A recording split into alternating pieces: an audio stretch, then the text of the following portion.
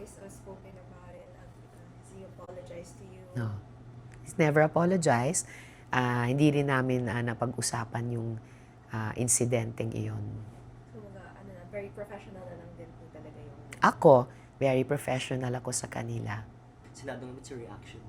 Well, I'm very glad na recently nasimulan na namin kumpletuhin ayusin yung aming pamamaha, yung aming bakuran by electing our Senate President, slowly completing yung committee system sa pamamagitan ng iba't iba yung lahat ng mga komite at kasama yung Blue Ribbon Committee na magpapatuloy sa sinimulang trabaho dati ni na Chair Ping dun sa flood control scam. At nakita nyo naman, kahit sa mga naunang buwang iyon ng investigasyon at yung initial na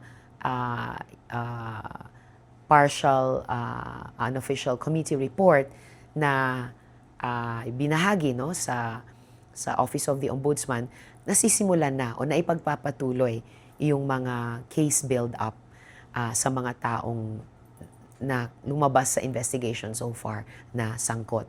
And the new chair, Erwin, has said magpapatuloy yung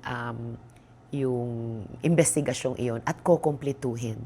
And let the evidence, let the witnesses lead where they may. So, itong magpapatuloy na Blue Ribbon Committee hearing sa nagpapatuloy na paayos na Senado ay consistent sa mga sinasabing panawagan ng truth, justice, accountability, transparency, and definitely peace. So, sana ma-resolve yung situation dun sa EDSA, People Power Monument, at saka sa Liwasang Bonifacio.